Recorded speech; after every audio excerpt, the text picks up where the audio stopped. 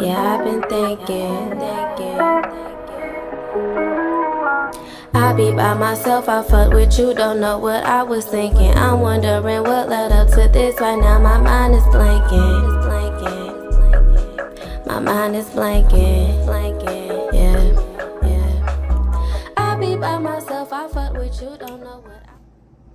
Hey y'all, welcome back to my YouTube channel, The Mind of Jules, and today we're doing a reaction video because one thing, if you cannot tell, I do love to run my mouth and give my little opinion, and I'm also I'm actually very much a deep thinker, and I'm actually very philosophical and intellectual, and I like to learn, I like to be corrected, all types of things like that. Okay, so I like to indulge in certain types of content just because I just be curious, but sometimes I do like to just watch funny content, but sometimes videos like the one we're about to get into today, I don't know, this is gonna be my first time watching it. I do really like Jubilee. I fuck with their brand, I fuck with what they try to do.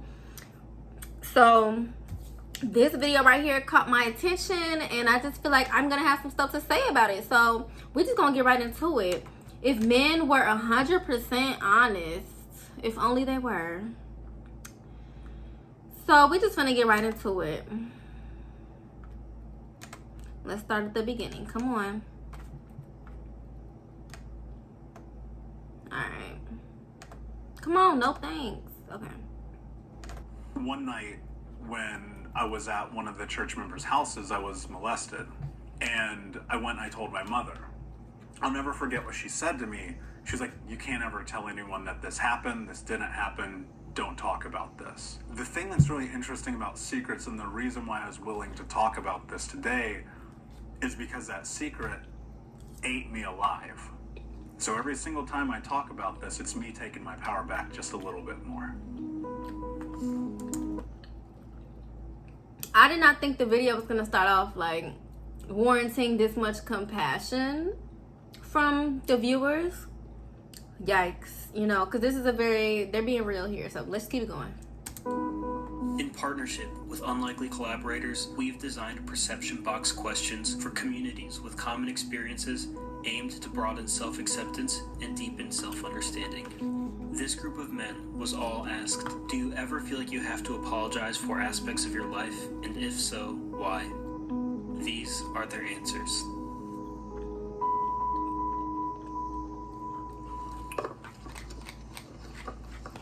Sometimes, I feel like I can't truly be a man comfortably in public. Now, if this is your secret, and you'd like to step forward and claim it and share your story, you may do so on 3. 1, 2, 3. It has to be that one person. It has to be that one person, because if anything, women, we don't feel comfortable being 100% fucking women in public. This is a man's world, as they like to say. So I was surprised. I was gonna be surprised, but it had to be that one person. But anyway.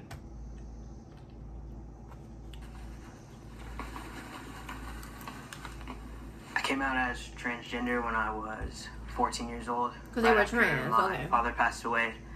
My dad was very abusive and very homophobic, so I never came out due to just being scared of what my life would be like. So as soon as he passed away, I came out to my mom, who was always on my side. She was one of my biggest fans. And as I went through high school, I had a very on top of the world feeling. I loved what it felt like to be myself. It was the best thing that I had ever experienced. In my junior year, towards the end of the year, I was walking into the bathroom and somebody followed me in there and grabbed me by my neck and threw me into the wall and choked me and held me there until I was basically begging for mercy. And I went to my school about it, and they didn't do anything. They told me that because it happened in the bathroom, it wasn't something that they could prove actually happened. So I didn't tell anyone for months. I just let it eat away at me. I just went to school every day. Schools be so fucking lazy. I'm telling you right now. If your child is in a public school, you need to have, especially if they're in the LGBTQ community, baby, You need to be in self-defense classes. Like, this is insane. And I also want to point out the fact that the man that I was surprised that came up and said they felt like they can't truly be a man in public, okay, it's a trans man, so that makes sense. Because I definitely was not expecting any cisgender men to stand up. So anyway, here we go. Terrified for my life. Between that and how much I was drinking, that was what finalized my decision to drop out.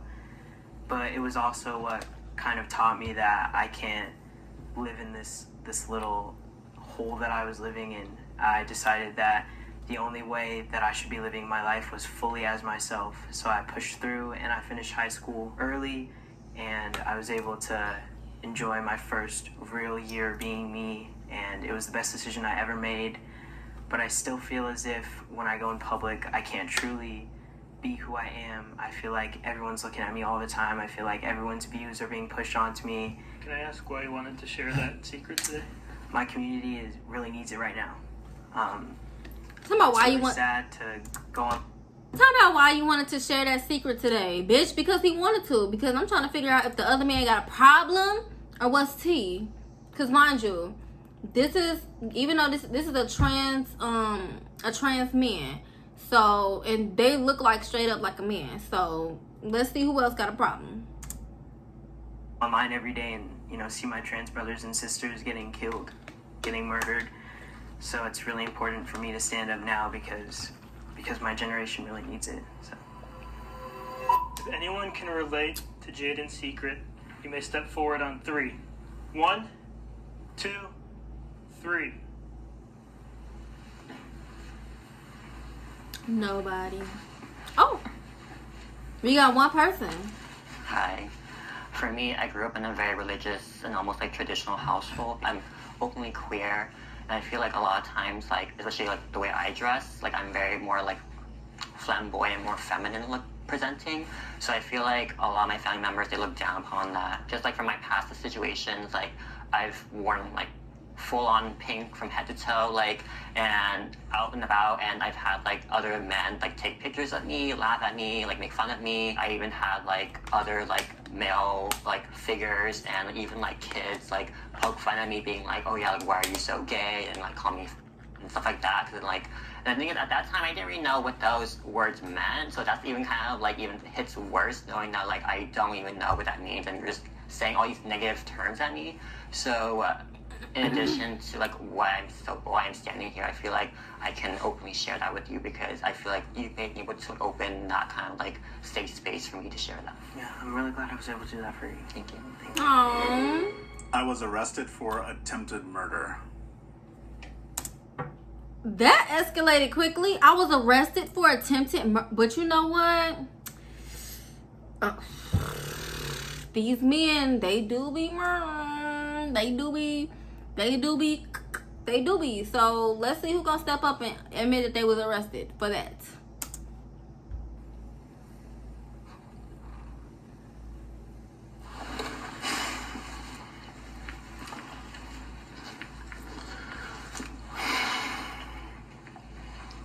I just got caught up in a nasty fight, and at the time I believed my best option was to kill him.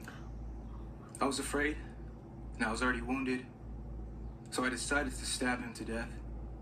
But I wasn't able to finish the job, thankfully.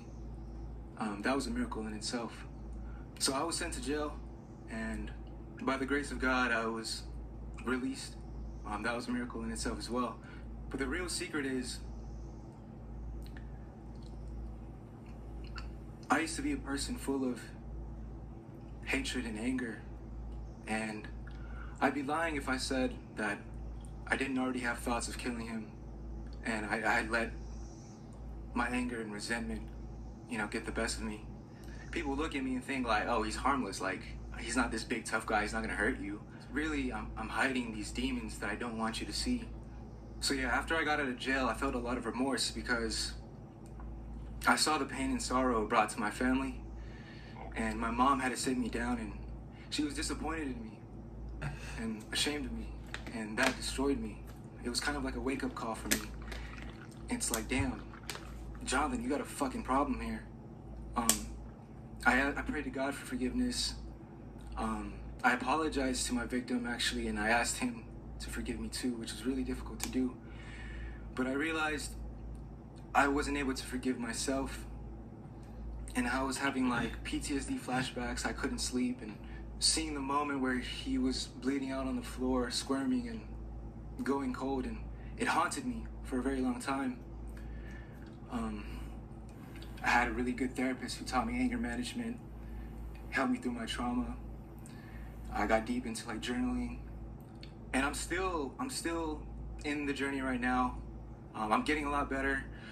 I actually almost got fired from my job because I almost beat up my coworker. Sorry, Mom. But I'm giving myself grace because I'm proud of myself that I didn't act like the unhealed version of myself would have. So the main thing I had to learn was giving myself compassion, learning that it's okay. It's understandable that I was acting like that because of what I went through in my childhood. But teaching myself, rewire my brain to learn that it's safe and that I'm not in danger and I don't have to fight anymore. The reason why I share this story is because I want anyone that shares a similar experience to know that you are not bad. You are not the villain. You are just hurt and you're carrying a lot of pain. But trust me when I tell you, you can heal and you can change. Just know that you are good and that you are still worthy of love.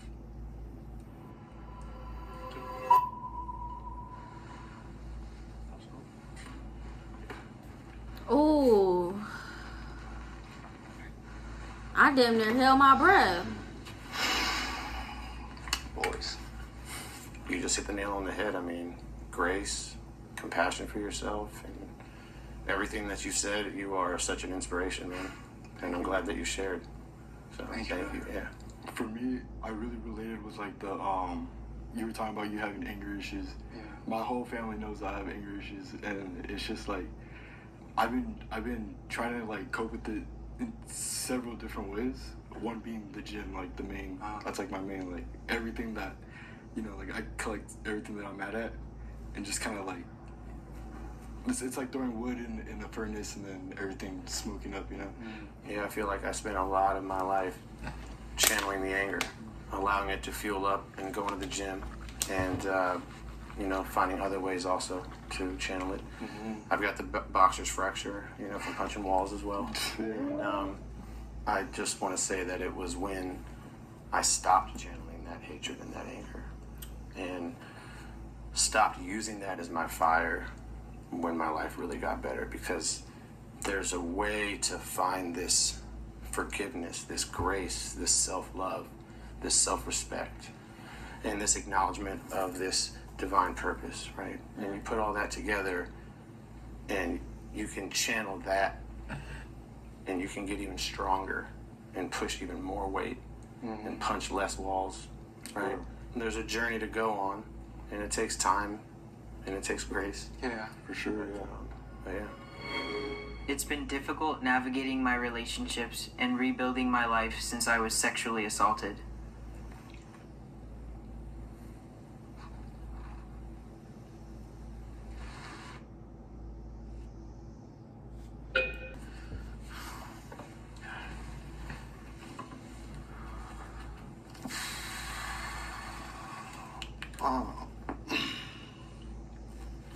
So, about 2 years ago, I was a valet driver, and one of the coworkers had asked if I wanted to hang out. I'd blown him off a couple times, and then eventually I was getting off one night, and he asked if I wanted to hang out. You know, he said there were a couple people coming, a couple of his friends coming over to his place, so I said, why not? And I get over there, and it was just us two. And so I thought, you know, this is a little strange. You know, he said that his friends ended up bailing, so I said, okay, I'll leave here in like an hour or two. He had given me a drink. We'd started drinking a little bit, and I was probably only about a beer or two in, and I just started feeling just completely drunk, as if I drank like 5 or 6 or 10 beers, you know, just completely intoxicated. And you know, this is just so crazy to me because I do feel like men are so oblivious to things because they're men and they don't, like, I feel like as women, I feel like we're a lot more cognizant of things, and men just be going throughout their life, not, you know what I'm saying, they're not worried about a damn thing, because like, of course, you know, as women, we are a little bit more vulnerable and things like that. But like, I feel like men should still be careful. I feel like men do still need to watch their drink. They still need to, you know what I'm saying, be on their P's and Q's, because it's still so many crazy people out here. Like males also get kidnapped and things like that. So this is really crazy to me. I don't know the whole entire story, but I just wanted to throw that out there. Like, I do feel like men don't be as cognizant as women, but I'm listening to his story. Intoxicated. The last thing I remember was just passing out, and I wake up and it was 13 hours later. I was in the hospital bed. I was pretty confused. The nurse comes up and she says, "Hey, just wait 1 minute." So they were checking me out, they were getting me out there, and I just start remembering back, and I get bits and pieces of just, you know, like just little moments of, you know, just while I'm sleeping, just getting touched or getting grabbed and stuff like that. And so it just started rushing back to me, and, you know, just looking at the nurse and saying, "Hey, I think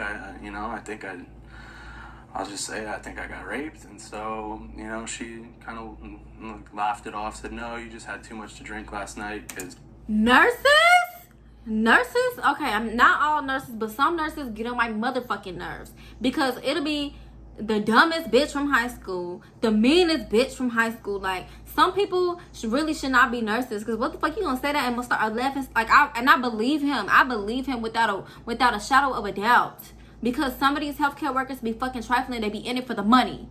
But anyway, let's go. I guess I'd been there for so many hours. So I get checked out. I go outside. I remember calling my mom. I just remember telling her that, just, "Hey, Ma, I think I had gotten raped last night." And I remember her initial response was that she laughed and said, "No, there's no way that happened." I don't know if that's the exact word she said, but it was something along those lines. And I just remember just instantly blowing up, and I started yelling. And women, I mean, not just nurses, not just, because nurses can be male or female. I had to address the nurses. Now I want to address the fucking women. Please, I get it. Like, I'm as a woman, like, I understand, like, we are more susceptible to that. But males can also be sexually assaulted in the R-worded as well. So please, if you don't feel that way, bitch, you probably should just, I'm not gonna say the word, you know what I'm gonna say, because you already know what you should do. The phone, you know, I was yelling out front of the hospital. As the day kept progressing, I just kept remembering more and more of what had happened. I talked to a couple mental health experts. I talked to a couple police officers. But ultimately they just sent me on my way and told me that they would just get somebody to investigate it. And I felt pretty alone after that. I felt pretty isolated. I just didn't feel adequate. I didn't feel as if I was a person. It's definitely it's been a long 2 years, and I've lost a couple friends because of it. My best friend I haven't talked to in over 1.5 years. And I mean, truth be told, that's just because the guy that did that to me, he was gay, and I had trusted him in that aspect, and my best friend was gay, and so it kind of carried over. Another group of people that I need to clock are the gays. Like, the gays, bro. Motherfuckers already think gay people is like overly hypersexual. People are already overly hypersexualizing gay people and feeling like gay people are pedophiles, and people already feel like we just be on some weird shit. And so the ones that's really out here doing this, you're not helping the case. Now, I do want to point out, statistics do show that majority of sexual assaults do happen from people that are not gay or not part of the LGBTQ community. But come on, bro, come on. Like, it's just ridiculous. So that's another group of people that I need to clock. The LGBTQ community, myself included, because I'm in the community. Stop doing bro. Like, I don't give a fuck what community. I don't care if you hetero. This shit is not okay. But I'm just saying, it's not really helping the case. It's not really helping our case, because people already think that gay people, they need to keep gay people away from their kids and shit. Bitch, nobody is attracted to your fucking kids, bitch. That's a pedophile, not LGBTQ. But anyway, I'm rambling, so let's just keep it going. into that of, oh, I can trust you, you know, like my best friend, you know, I've been able to trust him. I've been able to like sleep in the same room as him, live in the same room as him. It's sad not having him, not having you in my life, buddy, but I feel like the walls that I have built up right now protected me for a little bit there, but I'm trying to work on breaking them down. And for a long time, I had hate and just a pure hatred in my heart. You know, I just have to get through that. It's just something that you have to get past and that you have to grow with, you know, it's not gonna leave me. Yeah. To really embrace life, you just have to learn to let go.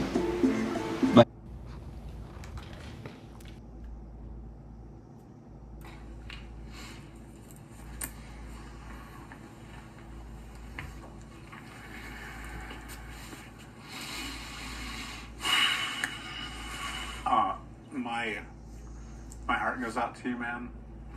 I think we live in a really odd space and time where when men bring this to the table, it's automatically dismissed. And I'm sorry that you're dealing with that. And I believe you. Just know you're not alone. The thing that's been the most difficult to overcome is being able to accept love. What I've come to realize is no matter what happens, I'll never be what I was before that moment. We've been hurt and we feel alone and we feel isolated. You gotta see you're not. You know, and that to me has been the greatest sense of hope. You're brave as fuck for sharing that, man. I'm sorry you had that experience, but you're not alone. My sophomore and my junior year, I was molested, raped, and sexually assaulted by 4 of my very close friends at separate times. It was a really dehumanizing experience for me. It was very isolating. I had just come out, so I didn't really have a ton of friends. My girlfriend and my best friend, they've really saved my life. And my best friend Christian, he really redefined what it's like to be a man for me. He's like my brother. And my girlfriend, which is the first time that I ever felt like someone could really love me as a man, and that was really, really great for me. So they really saved me from those situations, but I always still think about things that happened to me. So I just wanted to thank you all for sharing, because I wouldn't have said that if you guys didn't. So thank you. You're welcome. Thank you, Zach. That's fine. Yes, Brian. Thanks. I love the group hug. Sometimes I feel uncomfortable in a group of men.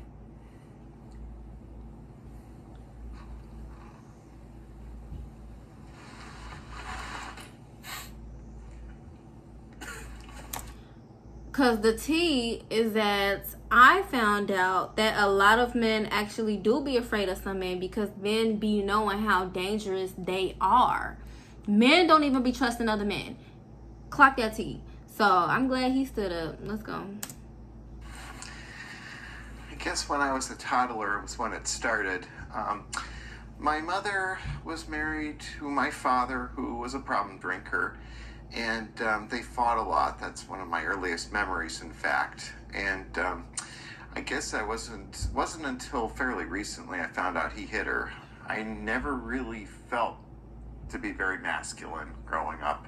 I was terrible in sports. I was afraid of balls, and I was bullied. In fact, it wasn't until I was 19 that I stood up to any bullies and actually got into a real fight with anybody. But I guess that's kind of been how it is for me. I still associate masculinity with toxic masculinity. I'm told that they're different. As I've gotten older, I've been drinking more and more. And when I'm in bars, most of the patrons are men, of course.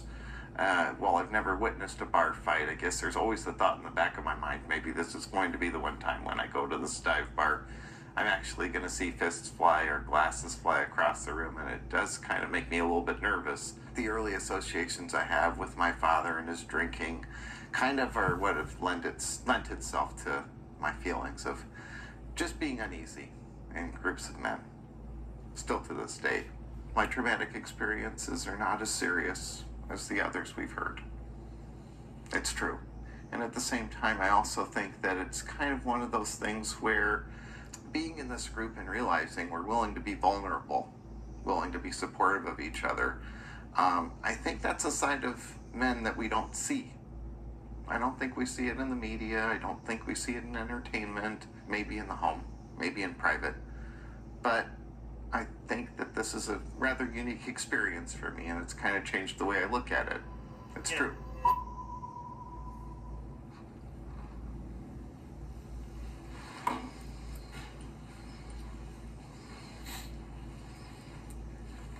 Okay. I was raised by women.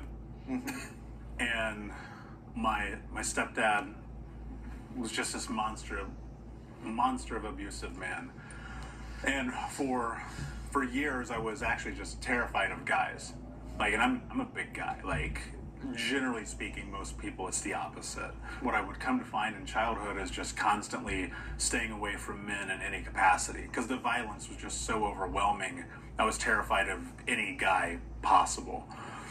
And that turned into just a tremendous amount of violence from my own hands. What's really interesting is once upon a time, it was just pure terror of the idea of being seen in this space in any capacity, and now it gets to be freedom, because what I've come to realize is just the same thing you mentioned. Like, we're all having a communal experience. Like, our definitions of masculinity are all different. I don't know that one is right or wrong, but ultimately it's like you've got to take inventory of your life. And when I started doing that, it got a lot easier to stand in spaces like this. Right.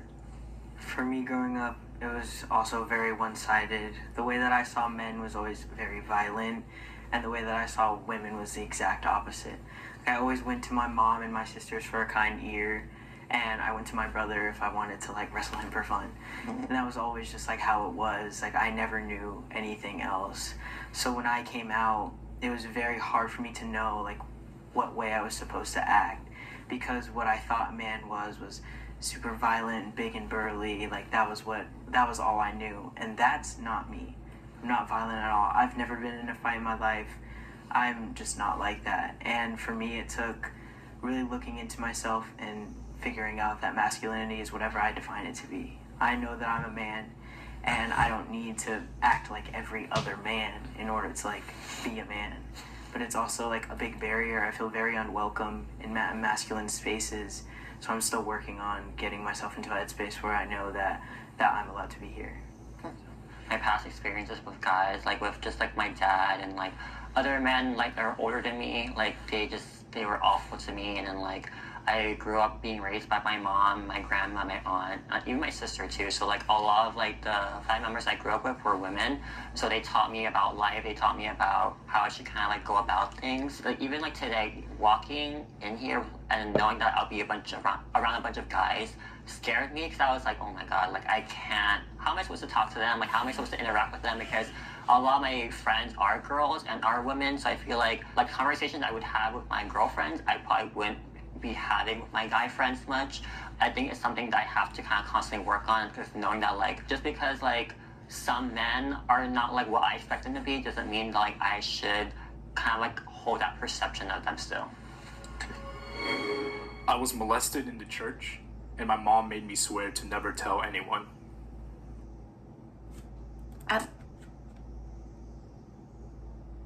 This is getting crazy. This video is a much darker than I thought it was gonna be, but I love it because even though it's like much darker than I thought it was gonna be, it's still at the same time lighter than I thought it was gonna be, because I thought it was gonna be a bunch of ignorant ass men being honest, but no, like these men seem like, they're not expressing, this is not an ignorant ass video. Because sometimes y'all know Jubilee will really make some people pop out looking ignorant as hell.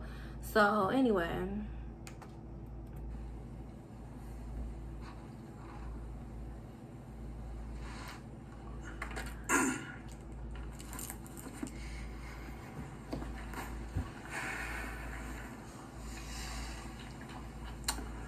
We grew up in the Mormon church, which is like super weird. Moment of silence. And I'm so sorry for Mormons out there that really are good people, but I'm sorry. Everything I heard about them is giving cult. Okay, evil cults. But I'm sorry. I'm sorry if you're a Mormon that considers yourself to be a good person. Oh God. And y'all better not attack this man. Y'all better not attack this man for telling his truth, fucking around with y'all churches.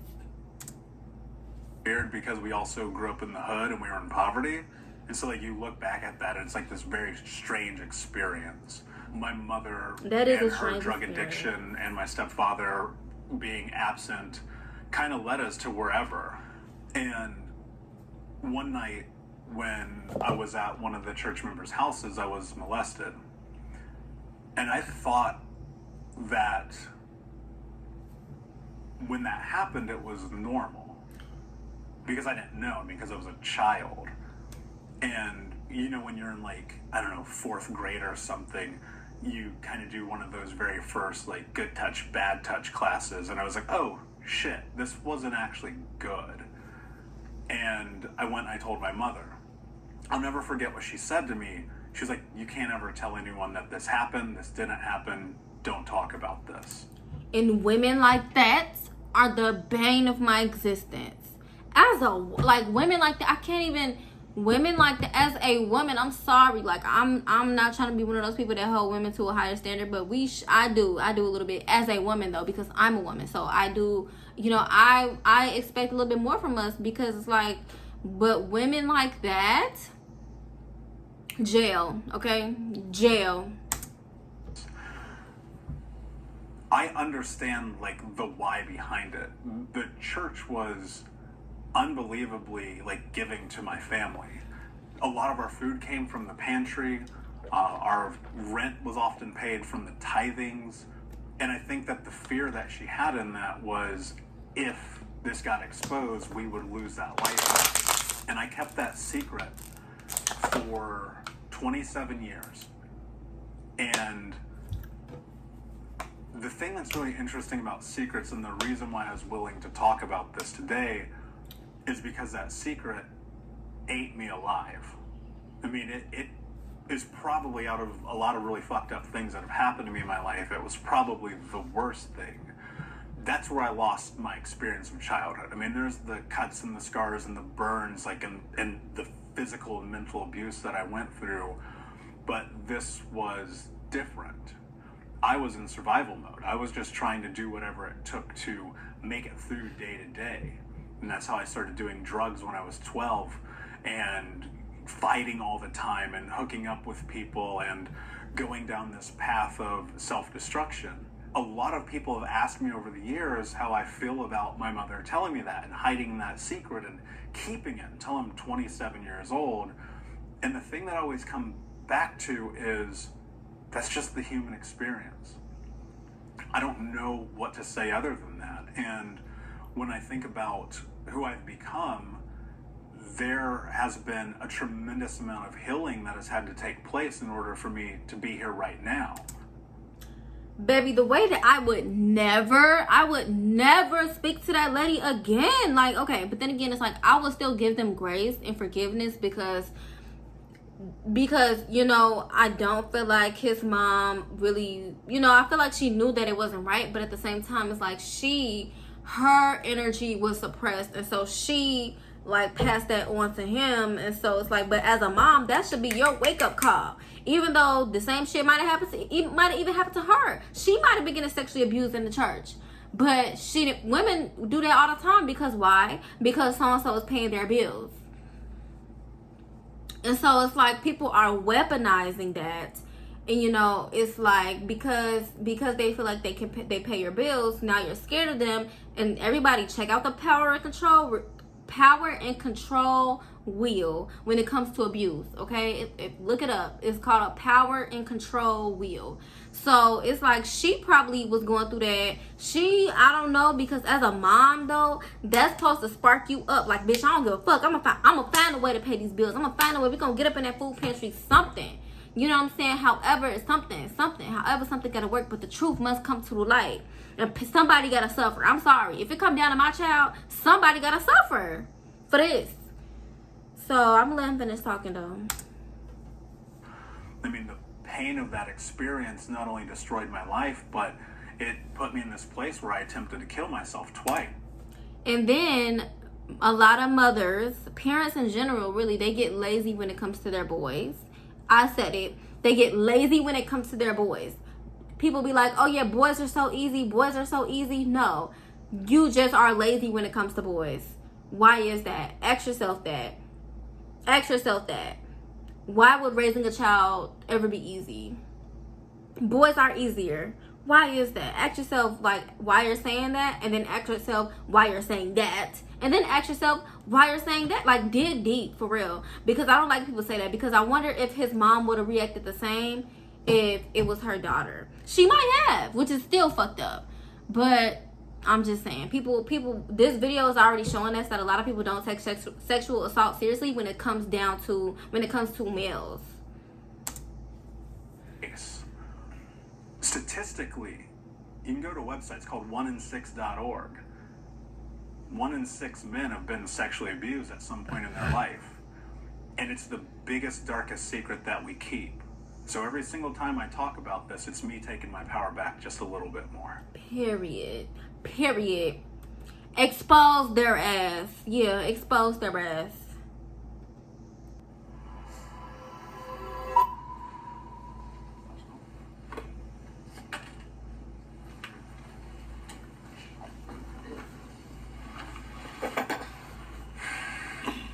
And that 1 in 6 number that you just said really stuck out to me, because I remember after the fact, it definitely made me feel less alone, but at the same time, it just I still felt isolated, because, it's something that, as a man, that you don't think that happens to you, and probably as like a little boy too. It's just tough when you're in it, you don't think anything of like the effects it has on your body and your mind and the actions that you have, it's just after you do something, you're realizing, oh shit, like I did that because of this trauma that I experienced, and it sucks to look back when you hurt people or when you push people away because of that. For me, like, my experience, I was a kid, and it was from someone in my family, and obviously, like, we're super tight, so, like, I just never told anyone. It's just kind of like, you're a kid, you don't know what to do, you don't know, like, who to go to, So, and it's, especially if it's, like, someone that has, like power, you just don't want to ruin, like, the power and control wheel. Look it up. Yeah, you don't want to break any, like, relationships. You think you're the only one going through it. Little do you know that there's a bunch of other men that's gone through it too. My heart goes out to you guys. I was younger, maybe 3rd or 4th grade.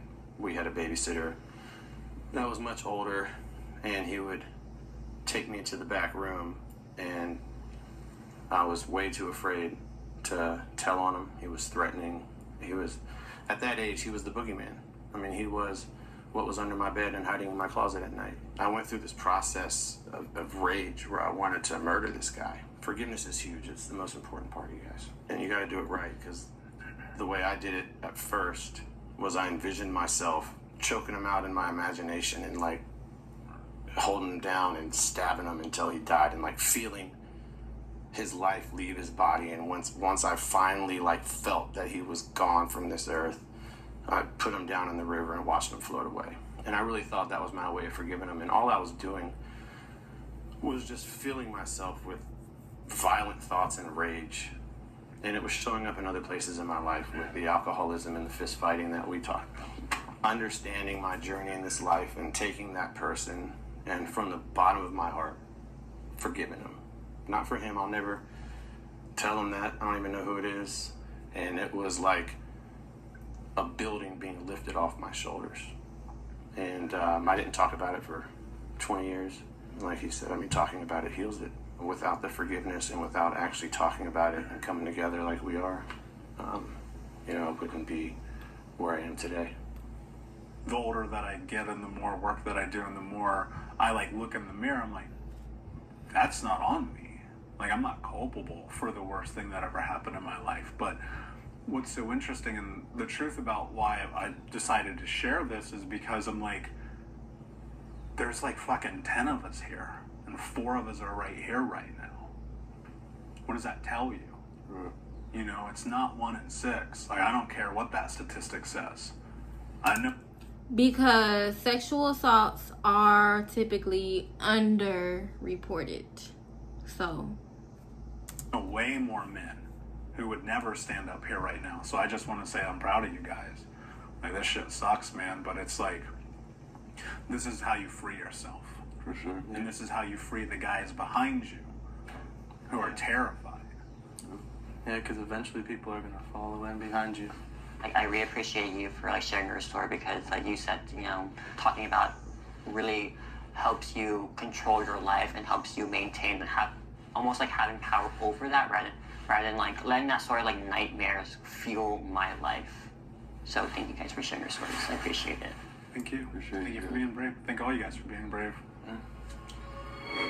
I've never had an experience like this. I'll remember this, you know, for the rest of my life. I mean, like, how many times did we hear today that, like, I wouldn't have said that if you didn't say that first, right? Fact. I didn't think this is going to set a precedent for other people to do the same thing. That's the power of vulnerability. For sure. You give other people permission to open up. Absolutely. They see you do the same. Why not? A little brotherly love in here never hurt anybody. Yeah, thanks, guys. Thank you, guys. Man. It was a beautiful experience with you guys. Thank you guys all. it would be the older guy bringing them all in. Oh, I think that was just so cute. And I think that this was an excellent video, a great idea. The questions asked definitely were not just easily predictable. So, you know, I was surprised. Like, they really did dig deep into some crazy and deep things, like, that really did need some light to be brought to it. So I don't know, give me more stuff to react to. I'm open to reacting to all different types of things. Like, y'all, if you cannot tell my vibe already, you need to go back and watch some of my videos, okay? But yes, I enjoyed this, and I hope you all did too. So I will see y'all in the next one. Yeah, I've been thinking. I be by myself, I fuck with you, don't know what I was thinking. I'm wondering what led up to this. Right now my mind is blanking. My mind is blanking.